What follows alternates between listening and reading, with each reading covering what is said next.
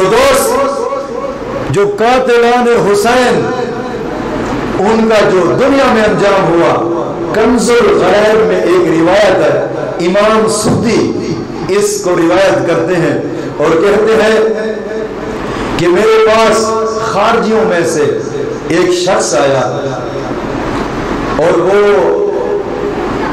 آیا تو ہم قاتلان حسین کا تذکرہ کر رہے تھے اور کہہ رہے تھے کہ یار جن جن لوگوں نے بھی اہل بیت کے ساتھ دشمنی کی ہے، ان کے قتل میں ملوث ہوئے ہیں، ان کا بڑا برا انجام ہوا ہے۔ تو ایک خارجی شخص آیا، آ کر ان لوگوں میں بیٹھا، کہا آپ جھوٹ بول رہے ہیں، ایسا نہیں ہوا۔ اس نے کہا کیسے؟ کہا کہ میں بھی امام حسین کے قاتلین میں سے تھا، جب امام حسین کا سر یزید کے دربار کی طرف جا رہے تھے تو میں اس قافلے میں تھا، مجھے تو کچھ نہ ہوا۔ اے اہل عراق تم جھوٹ بول رہے ہو، ایسا کچھ نہیں ہے، مجھے تو قدرت نے نہیں پکڑا، کوئی مکروہ عمل میرے ساتھ نہ ہوا۔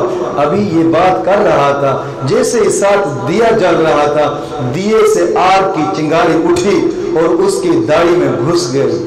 روایات میں آتا ہے کہ ان کی داڑیاں بھی تھی، معلوم ہوتا ہے ان کی داڑیاں بھی تھی کہ جو قاتلان حسین میں سے تھے ان کی داڑھی میں گھسی اور وہ آگ بھڑکتی گئی، زیادہ چھونے لگی، وہ بھاگا، ساتھ ہی تالاب پانی کا تھا، پانی کے تالاب میں چھلانگ ماری، پانی کے تالاب میں ڈوبا رہا، مگر پانی کے اندر ہی اس سے وہ آگ چھوٹی رہی، تلوار لگا کر اسے پانی کے اندر ہی مار ڈالا۔ یہ آنکھوں دیکھا واقعہ ان کا تھا، تو پھر کہتے ہیں یہ راستہ اس بات کا کہ ان انصار ان لوگوں نے آنکھوں سے دیکھا ہے کہ جو دین والوں سے لڑتے رہے، امام حسین دین والے تھے، دوسرے وہ دین والوں کے مخالف تھے، جب دین والوں سے لڑتے رہے ان کی دشمنی تھی تو اللہ فرماتا ہے فرمایا ہم نے تو ان کا حال ان کی آنکھوں کے سامنے انہیں دکھا دیا تھا کہ وہ کیا ہوتے ہیں۔ حضرت حسن بصری رحمت اللہ تعالی علیہ نقل کرتے ہیں، میرے پاس ایک شخص آیا، میرے پاس ایک شخص آیا، اس نے کہا کہ امام صاحب مجھے مسائل شرعیہ بتائیں، مجھے دین سکھائیں، مجھے دین سکھائیں۔ امام حسن بصری رحمت اللہ تعالی علیہ فرماتے ہیں مجھے اس شخص سے بڑی نفرت تھی، کیوں؟ اس لیے کہ اس کے منہ سے بدبو آتی تھی اور بدبو اتنی کہ کوئی برداشت نہ کر سکتا تھا۔ جب اس نے یہ سوال کیا، فرمایا پہلے تو میں نہیں پوچھتا تھا اس سے کہ ہو سکتا ہے، میں نہیں پوچھتا تھا، مجھے شرم آتی تھی، لیکن اس دن جب وہ بار بار کہنے لگا کہ مجھے دین سکھائیں، مجھے دین سکھائیں، تو میں نے بھی غیرت کر کے اس سے پوچھ ہی لیا کہ یار یہ بتا تیرے منہ سے بدبو اتنی ظالم کیوں آتی ہے؟ تو اس نے کہا ارے بات یہ ہے، میں انتہائی شرمندگی سے آپ کو بتاتا ہوں، یہ راز ہے ایک، لیکن میری ایک شرط ہے، مجھے رسوا نہ کرنا۔ امام نے کہا چلو بتائیں۔ اس نے کہا میں اس لشکر میں تھا جو فرات کے کنارے کی حفاظت کر رہا تھا تاکہ امام حسین کے لشکر کو پانی نہ مل سکے۔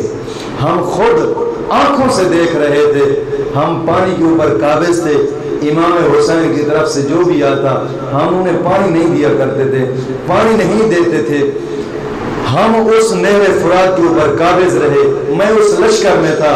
واقعہ کربلا کے بعد ایک دن ایسا آیا، میں سویا ہوا تھا، رات کو خواب میں دیکھا قیامت قائم ہے اور میں شدید پیاس میں ہوں، مجھے بڑی پیاس لگی ہوئی ہے۔ نبی اکرم صلی اللہ علیہ وسلم حوض کوثر پہ پانی تقسیم کر رہے ہیں، اپنے غلاموں کو پیا رہے ہیں، اور میں نے حوض کوثر پر دیکھا حضور کے ساتھ حضرت علی، حضرت فاطمہ، حسن و حسین بھی ساتھ ہیں، حوض کوثر کے کنارے پر تشریف فرما ہے سب، اور صحابہ کرام بھی ساتھ کھڑے ہیں۔ یہ خواب کے عالم میں دیکھ رہا ہوں، مجھے پیاس بڑی لگی، میں نے حضور سے پانی مانگا، حضور نے فرمایا انہیں حسن و حسین اور صحابہ کو اور حضرت فاطمہ کو اور حضرت علی کو سب کو اکٹھا حکم دیا اسے پانی دو، تو انہوں نے پانی نہ دیا، پھر وہ پیاسا تڑپا، پھر مانگا حضور سے، حضور نے فرمایا اسے پانی دو، پھر انہوں نے پانی نہ دیا. پھر تیسری مرتبہ انہوں نے عرض کی تو حضور نے فرمایا اسے پانی دو. انہوں نے پانی نہ پلایا. تو حضور نے پوچھا یار کیا وجہ ہے, تم اسے پانی کیوں نہیں دے رہے حوض کوثر سے؟ تو امام حسین, حضرت علی اور حضرت فاطمہ اور صحابہ اور یک جا کہنے لگے حضور یہ وہ شخص ہے جو نہر فرات کے کنارے پر یہ قابض تھا. جب یزیدی فوج اس نہر فرات پر قابض تھی یہ شخص بھی ان میں تھا.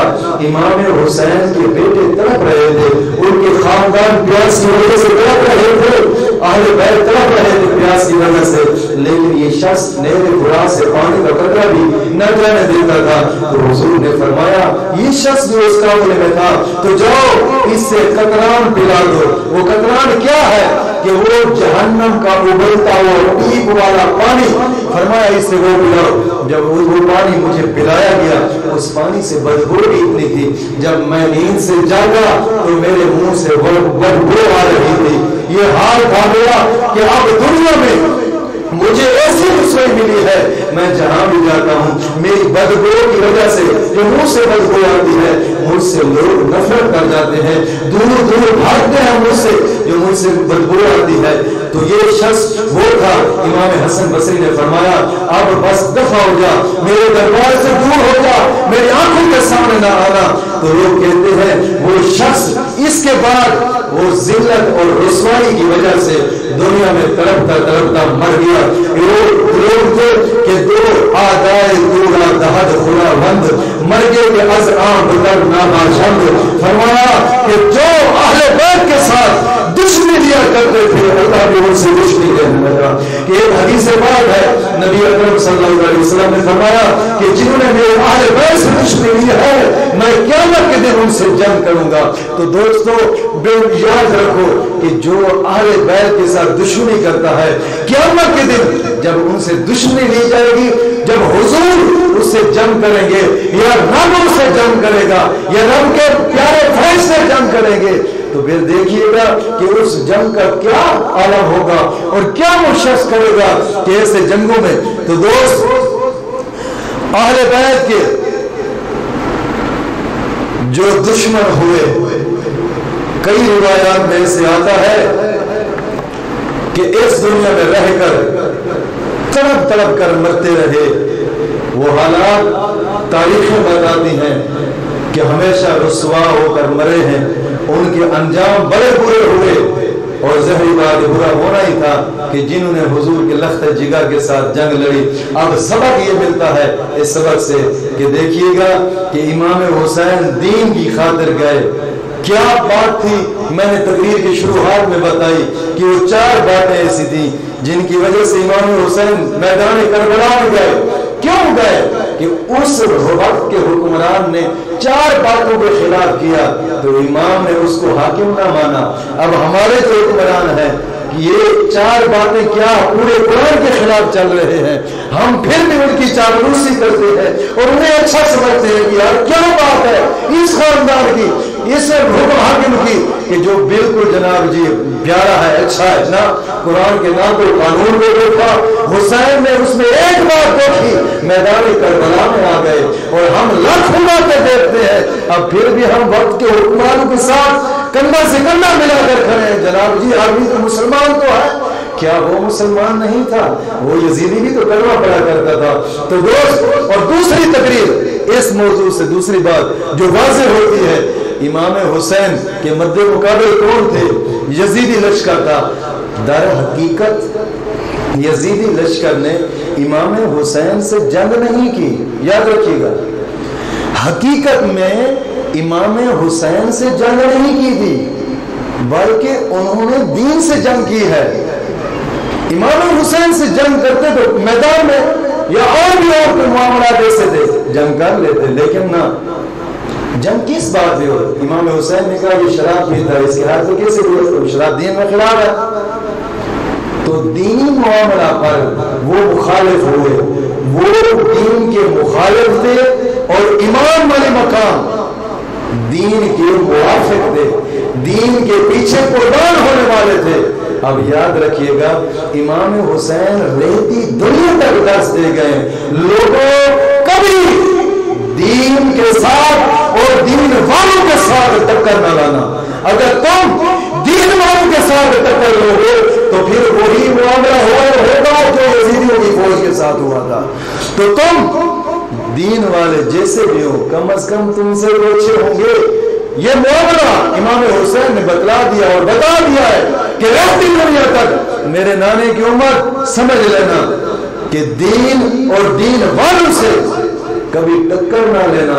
جب تم دین اور دین والوں سے اگرچہ وہ طاقت میں تم سے کم ہوں گے, تم سمجھو گے اکیلا ہے یا سمجھو گے کم ہے, اگرچہ دنیا میں ظاہری دنیا میں تو تمہاری بڑائی ہوگی مگر پھر دنیا میں رسوائی اور آخرت میں بھی رسوائی ہوگی.